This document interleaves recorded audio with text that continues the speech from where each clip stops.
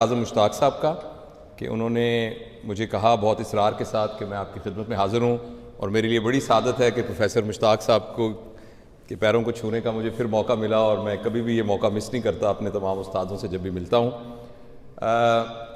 میں مشتاق صاحب نے یہ کہا تھا، اعظم مشتاق صاحب نے، کہ آپ کے پاس 10 منٹ ہیں اور 10 منٹ میں آپ نے میڈیکل کے علاوہ کوئی اور بات کرنی ہے۔ تو ابھی میں رستے میں سوچتا آ رہا تھا کہ میں آپ سے کیا بات کروں، تو مجھے یاد آیا کہ آج کل یہ واٹس ایپ کا دور ہے اور بہت ساری باتیں جو دنیا میں ہوتی ہیں وہ سب تک پہنچ جاتی ہیں۔ تو ایک بہت بڑی سٹڈی ہارورڈ یونیورسٹی میں ہوئی ریسنٹلی کیا ابھی بھی چل رہی ہے اور پچھلے 70-75 سال سے چل رہی ہے۔ اس میں انہوں نے ہارورڈ کے جو ٹاپ گریجویٹس تھے ان سب کو لانگیٹیوڈنلی فالو کیا، اور 70-75 سال ہو گئے ہیں وہ سٹڈی چل رہی ہے۔ اس میں سے بہت سے لوگ ایسے تھے کہ جو وہاں امریکہ کے پریزیڈنٹ بنے، 2-3 تو امریکہ کے پریزیڈنٹ بنے، کچھ آسٹروناٹس بنے، کچھ سائنٹسٹ بنے، کچھ لوگ ایسے تھے جنہوں نے نوبل پرائز حاصل کیا، اور کچھ لوگ ایسے تھے کہ وہ کنوکٹ ہوئے اور جیلوں میں بھی رہے، کچھ ایسے لوگ بھی تھے جنہوں نے خودکشیاں کی، اور کچھ لوگ تھے جو آرٹسٹ بنے۔ تو ان سب کی لائف کو انہوں نے اسٹڈی کر کے یہ دیکھا کہ ان میں سے خوش کون تھا اور کون ناخوش تھا۔ تو آپ حیران ہوں گے کہ اس ساری اسٹڈی کے نتیجے میں جو سینس آف ویل بینگ ہے اور ہیپینس ہے اور جو ایک مطمئن زندگی ہے، اس کا جب کرائیٹیریا دیکھا گیا تو اس میں ایک چیز کامن تھی، اور وہ کامن چیز پیسہ نہیں تھی، وہ عہدہ نہیں تھا، وہ ڈگری نہیں تھی، وہ تعلیم نہیں تھی، وہ بچوں کی تعداد نہیں تھی، وہ بچوں کی سکسیس نہیں تھی۔ وہ یہ تھی کہ جن لوگوں نے اپنے رشتے نبھائے اور جن کے اندر ریلیشن شپ ڈیولپ کرنے کی ایبلٹی تھی، وہ لوگ بہت خوش رہے۔ جو رشتوں کو بنا سکے، رشتوں کو نبھا سکے، رشتوں کے سلسلے میں کوئی کانفلکٹ آ جائے تو اس کو برداشت کر سکے، تو وہ لوگ تھے کہ جو کہ زندگی میں اطمینان کے ساتھ زندگی گزاری۔ تو میں آپ سب کو مبارکباد پیش کرتا ہوں کہ آئی ایم شیور کہ آپ دنیا کے کچھ حصوں میں ہوں گے، کوئی پاکستان کے مختلف جگہوں پر ہوں گے، مگر آپ سب لوگ اکٹھے ہوئے ہیں تو یہ بنیادی طور پر ایک میچور آدمی کی ویل بینگ کی نشانی ہے کہ اس کے رشتے کتنے مضبوط ہیں۔ تو اس سلسلے میں آپ کو مبارکباد پیش کرتا ہوں۔ دوسری بات جو میں آپ مختصر بتانا چاہتا ہوں اسی ضمن کے اندر، کہ اور کیا کیا ہمیں لٹریچر کیا کہتا ہے کہ اگر انسان مطمئن ہے تو اس کا کیا کرائیٹیریا ہے۔ تو اس سلسلے میں آپ سب جانتے ہیں کہ ہمارے ایک انسان کو ہم 4 حصوں میں تقسیم کر سکتے ہیں۔ ایک انسان جو چلتا ہوا آ رہا ہے ہمارے سامنے، اس کے اندر بنیادی طور پر 4 ڈائمنشنز ہیں۔ اس کی ایک ڈائمنشن اس کی فزیکل ڈائمنشن ہے، اور اس کو میئر کیا جا سکتا ہے PQ سے، which is physical quotient، جس کا مطلب یہ ہے کہ آدمی کی باڈی کتنی صحت مند ہے۔ دوسری چیز ہے IQ، جس سے اس کے انٹلیکچوئل کوشنٹ کو میئر کیا جا سکتا ہے کہ اس کے اندر ریزننگ کتنی ہے، پرابلم سالونگ کتنی ہے، ذہانت کتنی ہے، علم کتنا ہے۔ اور اس کا جو تیسرا ڈائمنشن ہے وہ ہے EQ، یعنی اس کا ایموشنل کوشنٹ، وہ جذباتی طور پر کتنا بیلنسڈ ہے اور وہ کیسے لوگوں کے ساتھ ایموشنلی انٹریکٹ کر سکتا ہے۔ اور اس کا چوتھا جو سیگمنٹ ہے وہ ہے SQ، جسے کہتے ہیں اسپرچول کوشنٹ، کہ بنیادی طور پر اگر ہم مذہب کے کانٹیکس میں دیکھیں تو اس سے مراد تو اسپرچویلٹی ہی ہے، لیکن اگر آپ اس کو ایک طرف ہٹا کے دیکھیں تو اس کا مطلب یہ ہے کہ جو کچھ بھی ہم دنیا میں کر رہے ہیں وہ ہائر پرپس کے لیے کر رہے ہیں کہ کسی چھوٹے پرپس کے لیے کر رہے ہیں۔ تو میں اگلے 5-7 منٹ میں آپ ان 4 ڈائمنشنز میں کیا چیز ہو تو ہم کامیاب انسان ہیں اور مطمئن انسان ہیں، وہ میں آپ کو بتانے کی کوشش کروں گا، and I promise that I will not take more than 5-7 minutes for that.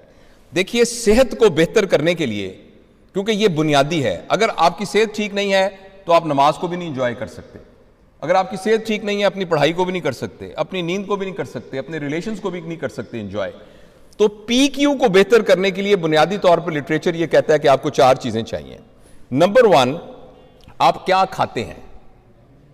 تو اپنے کھانے کے سے پیٹرول گاڑی میں اگر صحیح ڈلے گا تو گاڑی ٹھیک چلے گی، اگر وہ ڈیزل سے چلنے والی گاڑی ہے آپ اس میں پیٹرول ڈال دیں گے تو گاڑی بیٹھ جائے گی۔ اس طرح ہماری باڈی میں کیا خوراک اندر جاتی ہے، اس کو ہمیں اپنے مد نظر رکھنا چاہیے۔ اور میں اس تفصیل میں نہیں جاتا، سارے آپ میڈیکل پروفیشن کے ہیں، ہم اکثر ضرورت سے زیادہ کھاتے ہیں، اکثر وہ چیزیں کھاتے ہیں جو کھانے والی نہیں ہوتی، اور اکثر بے ٹائم پر کھاتے ہیں۔ تو انشاءاللہ اس کو پھر ڈیٹیل میں کروں گا، میں صرف ٹچ یہ کرنا چاہ رہا ہوں کہ اس بات کا خیال رکھنا چاہیے کہ جو چیز ہم اندر کھا رہے ہیں وہ پراپر پیٹرول ہے کہ نہیں۔ नंबर 2, अहम चीज डेली एक्सरसाइज। जैसे जैसे हमारी उम्र ज्यादा होती जाती है वैसे हमारी बॉडी को डेली वर्कआउट की बहुत जरूरत है। तो 24 घंटों में से कम 1 घंटा जरूर निकालना चाहिए जिसमें अपना वर्कआउट करें। तीसरा है साउंड स्लीप।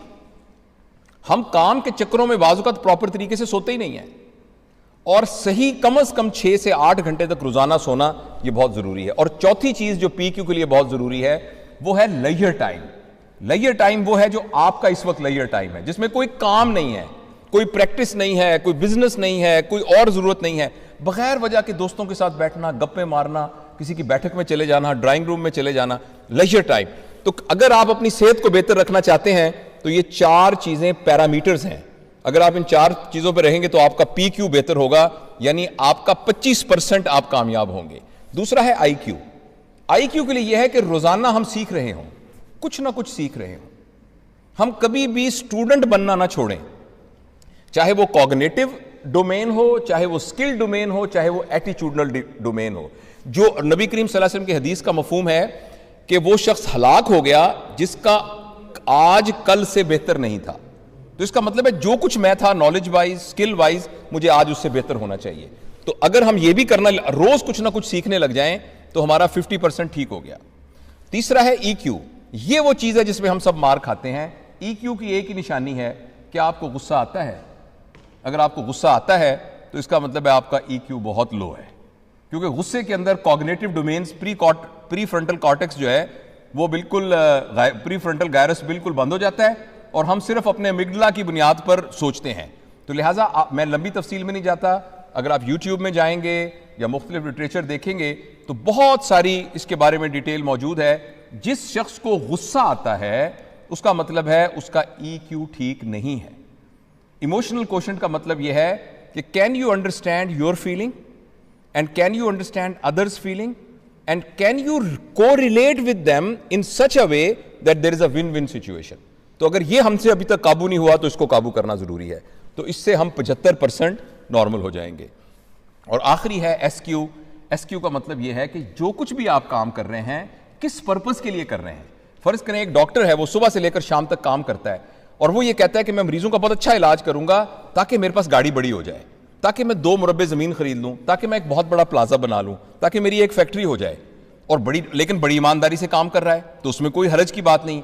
एक और आदमी है वो भी उतनी मेहनत से काम कर रहा है और उतना ही पैसा कमा रहा है और साथ ये कह रहा है कि मैं इसलिए करना चाहता हूं कि मैंने माल न्यूट्रिशन को पाकिस्तान में से खत्म करना है।